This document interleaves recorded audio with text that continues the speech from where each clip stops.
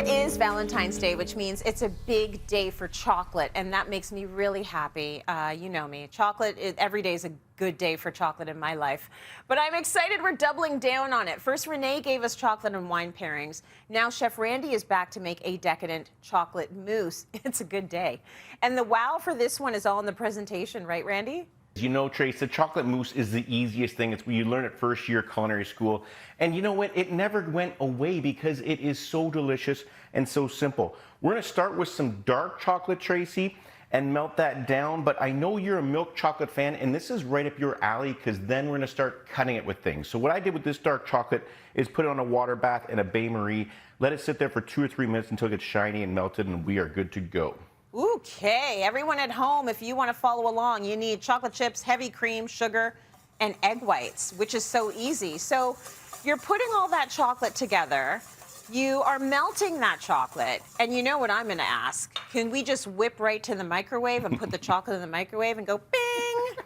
I mean, Tracy, you can. I can. I don't own a microwave, but if you have a microwave at home, by all means, but the tip is go, like, I think there's a chocolate setting, and just go really low. Like, do it like half of what you think, give it a stir, do it again. It happens, and professional pastry chefs do use microwaves. Oh, okay. I am not even close to professional pastry chef, so I like to just cowboy it and go old-fashioned because I don't want to make any mistakes. But you fill your boots, Trace, no problem. Yeah, once it's perfectly melted out of the microwave or not, is we're going to fold in our egg whites. And it doesn't look like a lot of chocolate. And it kind of looks like we're going to really water that down. But the truth is, this chocolate just keeps expanding once you get the egg whites in there, and you just kind of fold it in like this, and it just turns into more chocolate.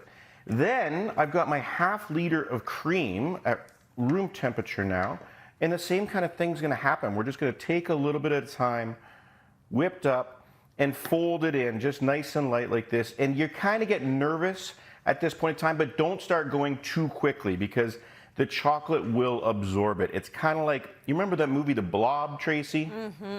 Yeah, the chocolate's just taken over like the blob.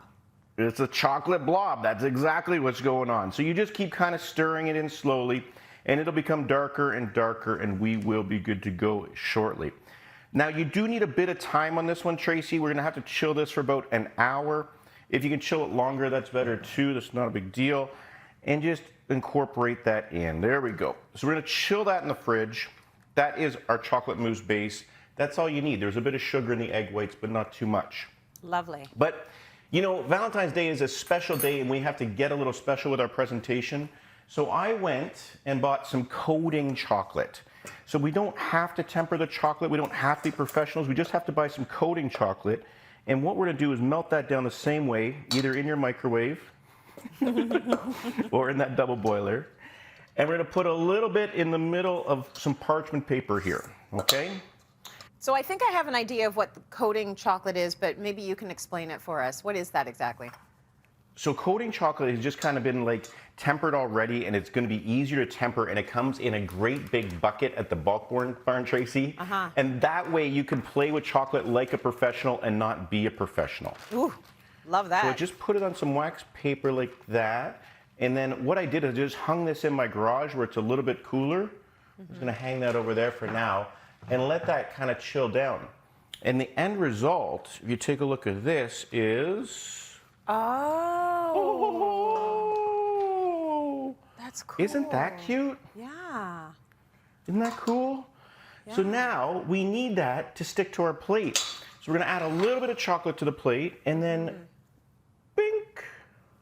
So it's like when you get the soft serve ice cream and you dip it in the chocolate and it's got that hard chocolate that you crackle. Like, that's what that is. And now you've made sort of like a boat. Yeah, we got a little vessel, a little romantic vessel. We put our chocolate mousse into a piping bag. Star tip is cool, but if you don't have it, you can go round. And then you put it in your mouth. This out. Or you put it in the coating chocolate. You can do that too. Well, right? And now this part, you want to do this in front of your date. You're just going to take some berries. You get some extra long tweezers so you look like a pro. Yeah. You know, and it's very intimidating. The blackberries. Love it.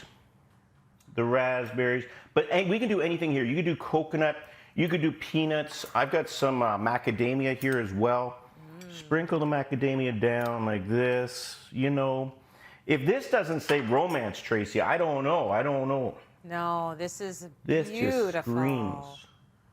And you know when he takes out the tweezers, Right? like things are getting serious. Yo, you're not messing around. Right? It does definitely send a signal, doesn't it? Now, finish it all off. I've got some really cool lava salt here, which is kind of flaky. It's going to give it a bit of more depth in the chocolate, and it's also going to give it a little black crack on the plate, and that is, oh my Stunning. stars, fantastic. And this is a good lesson in take a recipe that is somewhat simple and plate it like a pro. Like that just elevates the whole thing. This is what makes it a Valentine's Day beautiful dessert. I mean, it's right up my alley. So I'll be over around 6. Thanks, Randy.